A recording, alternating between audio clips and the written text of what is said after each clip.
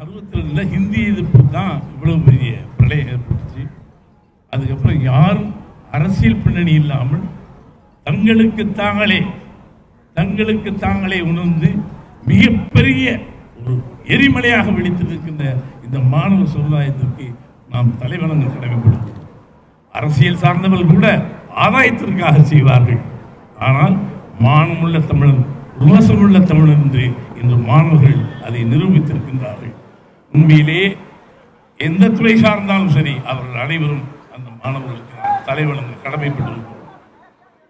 எனக்கு இன்னும் ஒரு விஷயம் புரியல. இந்த மனிதவதை, அதான் மிருகவதைங்கிறான். இந்த பீட்டாவோ பேட்டாவோ நமக்கு அதெல்லாம் தெரியாது. அது பேட்டான்னு போடு, செருப்பு மாதிரி. எங்களுக்கு சம்பந்தம் இல்லாத ஒரு அமைப்பு எங்களுடைய கலாச்சாரத்தின் மீது கை வைக்கிறதே, எங்களுடைய பண்பாட்டின் மீது கை வைக்கிறதே, அங்க தொட்டு இங்க தொட்டு எங்கள் தமிழனுடைய கலாச்சார அடிப்படையில் கை வைக்கிறேன். எங்களுக்கு பச்சை ஏறி 5000 ஆண்டுகளுக்கு முன்னாடியே விளையாடிய விளையாட்டு கபடி விளையாட்டுல, கபடியில் 7 பேர் நிற்பான்.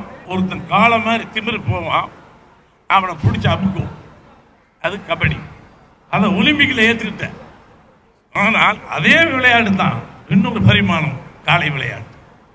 காலை விளையாட்டு என்பது அவன் குஞ்சு வளர்க்கிறான் பிள்ளைய.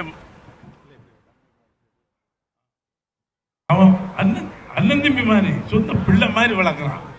நாயை வீட்டில் வச்சு சொந்த தூக்கி எறிகிற, அது போய் கம்பிட்டு வந்து மறுபடியும் கொடுக்குது. இன்னொன்று மோப்ப நாய் வச்சிருக்க, அதெல்லாம் தப்பு இல்லையா? அதனுடைய சுதந்திரத்தை நீ கட்டுப்படுத்தலையா? மிருக காட்சியாலையில் மூடி வச்சிருக்கே, பாவப்பட்ட சிங்கம், புலி, கரடி, மான், அவுத்து விடு. அதனுடைய சுதந்திரத்தை பறிச்சு வச்சிருக்கே. அப்ப இந்த பீட்டா என்ன பண்ணுச்சு? ஒண்ணு வேணாம், பக்கத்து மாநிலம் ஆயிரக்கணக்கான மாடு இன்னைக்கு கண்ணீர் வடிவம். அந்த மாடுகள் நிற்க கூட முடியாது. அந்த லாரியில போகும்போது ஒரு சின்ன லாரியில 100 மாட்டை அடக்குறான்.